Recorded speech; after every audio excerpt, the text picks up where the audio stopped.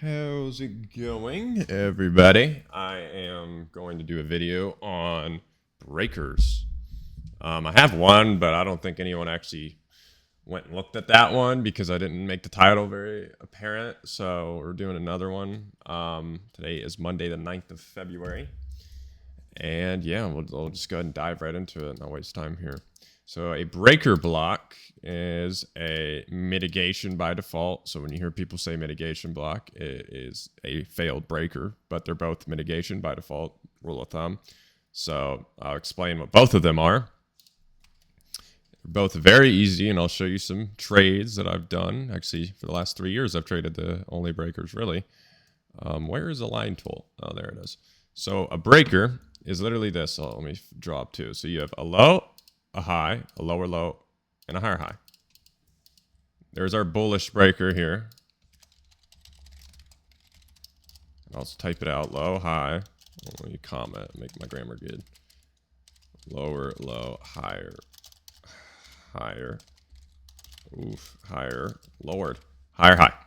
And we have a bearish one, which is a high, low, higher, high, lower, low. And I'll mark everything out here. And where's the breaker? It's this thing right here. So normally when the market structure shift occurs, there's a series of up close candles on a bearish one. So we'll say there's 3 in this leg right here. What does that mean? How do I use that? That is a PD rate, just like an order block. So most of the time you have either this is probably a change in the state of delivery as well. So you have a change, and then you're like, well, and there's probably like, if you guys trade 2022, which this is primed off 2022 because it's 5 PD arrays most of the time in here. So you have a market structure shift. I'm not going to write that one out because there's going to be too many lines here. You normally have a breakaway gap in here, and you have a fair value gap that we break up here with. You don't necessarily need one, but it's also really nice if you do have one. They do work if they don't have a fair value gap there. But you want to see displacement. That's very important. Very rarely will I take a trade that's a breaker that has no displacement unless I'm so hell-bent on taking that trade. So, yeah, I mean, that's your bearish breaker. And I'll go to an actual chart. I'm just doing a line. So this is the pattern. Okay, this is what it looks like. So get a feel for this. So it's a low, high, lower, low, higher, high. That's it. That is all you're looking for. And I'm going to write out what I found over my 3 years of testing this is the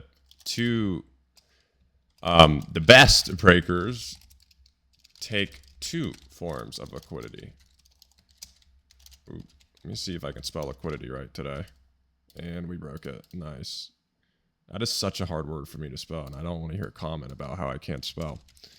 I swear I thought that was right. Oh, that is right. Okay. The best breakers take 2 forms of liquidity. What does that mean? So you have an engineered low. It already takes 1 form. Even better if you have where's the line thing again? If you have a engineered range right here, these are so freaking powerful. This is a balanced price range. Most of the time, this whole area is balanced. That's why there's normally a stubby little wick, and it doesn't run all the way down your limit order if you have a fair value gap down here. They're breakaway gaps. It's a balanced price range. You don't want to see it come back. And also, this is probably an order block, which is a change in the state of delivery. A series of down close candles gets violated after taking liquidity. That's how I like to view it with displacement. That's a change in the state. Normally, there's an inversion in here for you inversion people. So it's really confirmation heavy, like very confirmation heavy. And I'll flip it over here. So we'll do the same thing. It's basically like the manipulation move. Okay, in Power of 3.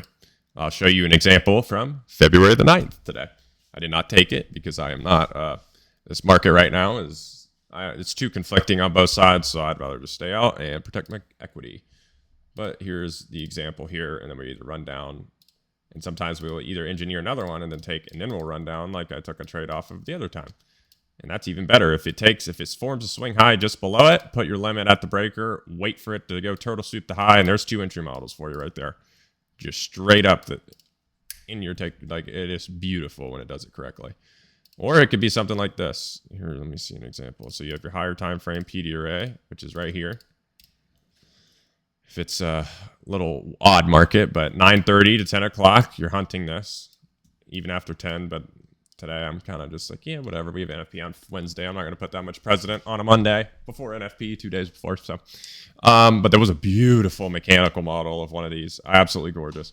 So whatever this is, this can be a volume imbalance, this can be an order block, this can be a rejection block, this can be a wick, it could be a C of a wick, it could be a swing high, whatever the case may be, or an inversion. Like, I think we all understand the point. I'm not using a PD array for this one because there's probably, obviously, you should already have one marked out if you're taking trades. Don't be taking trades off of just random patterns or you're going to fail. You have to have narrative behind every single entry model or you're gambling. Let me make it seem a little bit prettier. Normally it can wick a little bit above. That's acceptable. So, but you have your breaker here. If it takes two forms, like I told you here, beautiful, great breaker. I'm not going to draw up the thing over here. But here, what your breaker would be the series of last down close candles in that retracement leg here. That it's just that. It's just the last series of down close candles in that retracement leg. It's better for me to show you an example because it's probably a little bit more confusing. That is it for the pattern. Like, that is strictly it. You hunt this. They're on every single time frame, every single day. It's super fractal. I've taken trades on 15, 30s, 1 minute, 5 minute, 15, and so forth, and 1 hours. So I'll write this one out too if you want to remember it. Bearish breaker. I'll move it. I know some people are OCD like me, so it's high, low, low, or higher high, lower, low, when bearish. So we'll move that over. You guys can take a screenshot of that. Let me make it look all pretty. Just make it look, let's do that. OCD is killing me today. So take a picture of that if you want. Actually, we'll do this. So normally it's like, that's your breaker. You're like, why don't we go up there? Again, that's a balanced price range. We can annotate it, but I'll just annotate it when I have candlesticks on my chart. So right here, take a screenshot that. There's your pattern. This is your pattern. That is your pattern. Actually, we'll do it in gold, so you guys really know what you're looking at. So this is where we're zooming in on right here. Oh, control is not working today. There you go. All right, perfect. So screenshot that, and then we'll move on to live chart examples. Well, there we go. All righty, there's a beautiful one today. I didn't want to take this, but it was absolutely gorgeous. What's that pattern? Oh, how many forms of liquidity did this take, though? 1, 2 relative equal lows, and an external low on the hourly, and a PD array, which is that inversion on the 4 hour. It's a pretty good setup. I mean, like, I was contemplating if I should take that, but I'm just like, I don't want to put unknowingly risk because I was not expecting it to run straight up, if you want me to be completely honest. So it's like, oh, if you're an inversion trader, like a lot of people are now, you missed the inversion or you didn't like what we did. We had this little crappy candle here. You're like, oh, I don't want to take that. You can wait. Isn't that crazy? And they pair really well with inversions too. So once it breaks up here, set your limit order right here. I put it on the bodies of the high here. And then stop goes there. Target swing high. I mean, that's a freaking easy trade. I don't know about you guys, but that's pretty easy. So, I mean, it's not too difficult. People like to overcomplicate this. And the thing is, when we break above it, so say this candle was an up close one, put your limit at the wick. Because if there's a fair value gap in here, it'll normally 9 out of 10 times just touch the wick.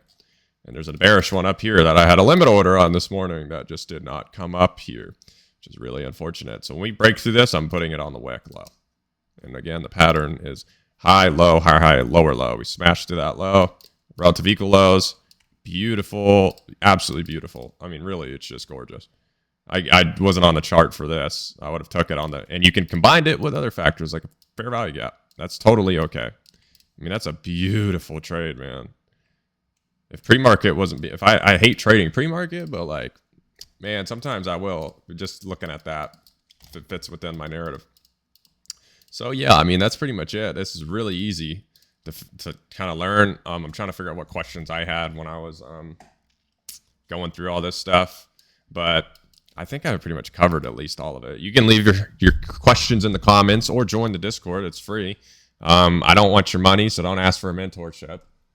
And yeah, that's about it. Discord is in my profile. There's a new one that we are all active in. I'm in every day now at this point. So yeah, you should join it. But Let's go over mitigation blocks. It's the same thing. It's just a little bit different of a pattern. And they do not have to take a swing low. That's the difference. So it's a low, high, higher low, higher high. So when we're bearish, we can see this. And normally these are SMT'd. So if they're SMT'd, I'll really take a mitigation block. But they're not as strong as the breaker. I'm going to go ahead and put that out there. I wouldn't be taking a lot of mitigation blocks because you need a really strong narrative. So it's the same thing, except this low, or whoops, this does not take the low. This makes a higher low because we can do that if we're bearish. We don't have to sweep liquidity like everybody thinks. This could be, they work really well when there's a rejection block. For example, like normally they're not going to be this pretty. It'll be like the body's probably here, and there's a rejection block, and there's a stubby little wick, and the wick goes into here, doesn't take the low, but it taps into the rejection block like we did on the daily chart of this entire week. And then we'll run, and then I mitigation block it all the time. Beautiful. Absolutely gorgeous. That's a bullish example. It's just it doesn't take the low once again. So it's a low, high, higher low, higher high. So, and then your breaker is this low, high, lower low, higher high. See see the difference? I know this one looks kind of weird. Hold on. Let me fix it. So here's your mitigation block right here. Here's your breaker right here. There's the difference. Both of those are bullish examples. And if you're already on this video and you haven't watched anything and you're watching this for the first concept you have, I probably wouldn't do that because this is, you don't want to be just learning breakers and that's all you know. So they are fantastic. I will say that they are probably, they are one of the strongest PD arrays out there. I believe that with full heart. And he says it himself. Michael J. Huddleston says that. So I'll take his word for it. This is a mitigation block example right here. That's bearish. Both of these are bearish. Mitigation block will be here. I'll show you guys an example of both of them in a minute. And we have this here. So, yeah. Again, that's just your regular original bearish breaker. And this is your mitigation block right here. A lot of people mix that up. They think it's like rocket science, but nope. It's just your mitigation block right here. But yeah, we have an example of a mitigation block up here on the chart. I think it's on a 4-hour right here. So this one's not very pretty. Normally they're not pretty, but it is a mitigation block. So I know this one's kind of harder to see. So if you want to go on a 1 hour, that's fine. But high, low, high, low, lower high, lower low. So this is our failed swing. Normally I would grade the wick, which I don't know if we reach it on here. Yeah, we don't reach the wick on here. But you can really see, you know, what the hell is this low doing? Because we dump from there. We come back up, touch it again, dump from there. I mean, it's beautiful what we did there. So I'll keep the mitigation block. That's a bearish example. Let me see if I can find a bullish one. Same here. Same thing here. This one's very textbook pretty, so you'll easily be able to spot this one. There's a mitigation block. Pretty plain and simple on those. And I'll find you a bunch of breakers here shortly. So there's two types of breakers I like to classify everything as. So this would be an external one, and this is an internal one. But I like the one, whichever one took the most amount of lows. So like this one, low, high, lower, low. It didn't really take that low. It set an equal low, so I'm not going to put a lot of precedent on this break. Oh, this one right here. So this is the one I'll use. So in this case, what do? There's not a bunch of up-close candles. In all reality, you might get wick through. So there's like only really three, but there's this one, but there's this one. So then you go down another time frame is what I like to do. Let's see, where are we at? We're probably in here. So, and that's not false. That this is a breaker as well, right here. But most of the time, these won't get respected until a fair value gap forms through them. And the internal one is the one that took both forms of liquidity. This one didn't. So like I'm going to put more on this one just because, not saying this isn't a breaker. This one is definitely a breaker as well. But this one took two forms. So I'm going to put this one higher on the hierarchy list. Because again, took two forms of liquidity. That makes it more important to me. Equal lows. So we'll go on a 15-minute and see if we can scout a better one. Here's a classic example of one right here. I think you may have gotten wicked out though, which, oh, nope, you don't. So here's a breaker right here. Absolutely gorgeous. Mitigation block right here. Absolutely pretty. You don't get filled on either on this one.